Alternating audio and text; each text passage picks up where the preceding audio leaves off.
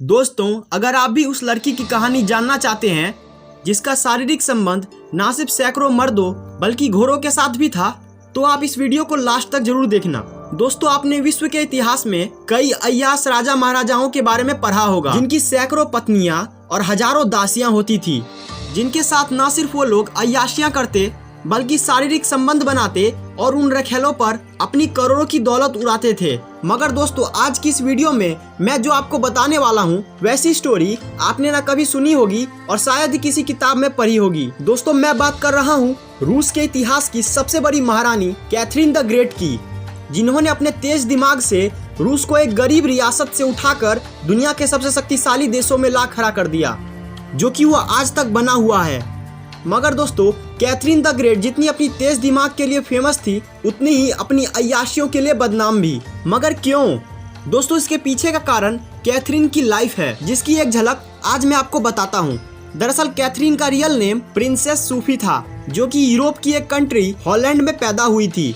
Princess सूफी बचपन से ही एक राजघराने की लड़की थी, लेकिन घर के हालात अच्छे न होने के बावजूद भी किस्मत से प्रिंसेस सूफी की शादी उस टाइम के रशिया के राजकुमार पीटर द थर्ड से हो जाती है, जो कि आगे चलकर राजा बनते हैं। मगर पीटर द थर्ड एक अय्याश किस्म का इंसान था। वह सिर्फ दिन भर दारू पीता और लड़कियों के साथ अय्याशियां करता। उसे कैथरीन में जरा भी दिलचस्पी नहीं थी। साथ ही कैथरीन को भी पीटर में कोई दिलचस्पी नहीं थी, यहाँ तक कि अय्याशी करने में वो तो पीटर से 10 कदम आगे थी। कैथरीन ने अपने कई बॉयफ्रेंड्स बना रखे थे, जिनके साथ वो अय्याशियां करती और शारीरिक संबंध बनाती। कुछ टाइम बाद कैथरीन के पति पीटर की मौत हो जाती है। इसके पीछे कई सारी थ्योरीज हैं, मगर ज्यादातर लोग मानते हैं कि पीटर की मौत कैथरीन ने ही करवाई थी, क्योंकि वो अपने पति को बिल्कुल भी पसंद नहीं करती थी और वो बिल्कुल भी नहीं चाहती थी कि कोई भी उसकी अय्याशी में बिल्कुल भी दखलंदाजी करे। और पीटर के मौत के बाद तो कैथरीन ने अपनी अय्याशियों की सारी हदें पार कर दी। वो हर बार एक नया बॉयफ्रेंड बनाती, उसके साथ अय्याशियां करती, उसके साथ शारीरिक संबंध बनाती और उसके बाद एक और नया बॉयफ्रेंड ले आती। और यही नहीं, वो अपने उन बॉयफ्रेंड्स के ऊपर काफी सारे पैसे उड़ाती थी। कैथरीन ने अपने पसंदीदा बॉयफ्रेंड्स को घर, गाड़ी, जमीन, सिक्योरिटी और नौकरी जैसी कई सुविधाएं दे रखी थी। यहाँ तक कि उसने अपने एक बॉयफ्रेंड को पोलैंड का बादशाह तक बना दिया। कैथरीन के महल में हर बार एक नया लड़का कैथरीन की आशिकी के लिए मौजूद होता था, जिसके साथ वह शारीरिक संबंध बनाती थी। उसने हर बार अपने लिए एक नए बॉयफ्रेंड को लाने के लिए अपने ही एक पुराने बॉयफ्रेंड को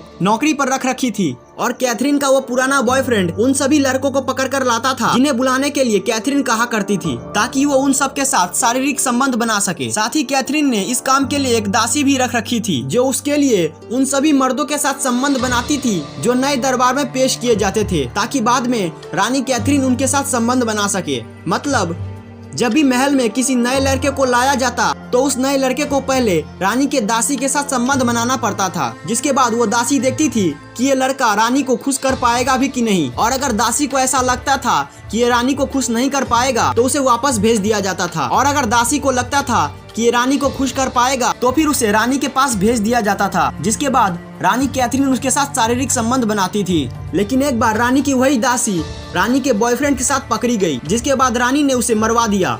जिसके बाद रानी ने एक और दासी को नौकरी पर रखा, जो रानी के लिए वही काम करने लग गई। रानी कैथरीन ने इसी तरह अपनी सारी जिंदगी अय्याशियों में और लड़कों के साथ शारीरिक संबंध बनाने में गुजार दी। यहाँ तक कि जब वो बूढ़ी हो गई तब भी वो अपने से 30-40 साल छोटे लड़कों के साथ संबंध बनाती थी। मगर रानी कैथरीन की यह हवस इंसानों तक ही सीमित नहीं थी, क्योंकि कहा जाता है कि रानी कैथरीन ने घोड़ों के साथ भी संबंध बना रखे थे। और रानी कैथरीन की मौत भी जब वो घोड़े के साथ संबंध बना रही थी और घोड़ा रानी के ऊपर ही गिर गया।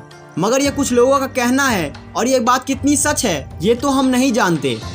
मगर हम इतना जानते हैं कि रानी ने अपनी पूरी जिंदगी अय्याशियां करने में और शारीरिक संबंध बनाने में ही गुजार दी और अंत में उनकी मृत्यु हो गई। तो दोस्तों, ये थी वीडियो रूस की सबसे बड़ी महारानी की कहानी। और अगर आपको भी ऐसी रहस्यमयी और इंटरेस्टिंग स्टोरी सुनना पसंद है तो मैं आने वाले टाइम में इस चैनल के ऊपर बायोग्राफी के साथ साथ ऐसे ही रहस्यमयी स्टोरियां अपलोड करता रहूंगा। तो कमेंट कीजिए कि आपको ये स्टोरी कैसी लगी और अगली स्टोरी क्या होनी चाहिए। और अगर आपने इस चैनल को सब्सक्राइब नहीं किया है तो तुरंत सब्सक्राइब कर लीजिए। और ये वीडियो देखने के लिए आप सबका बहुत बहुत शुक्रिया।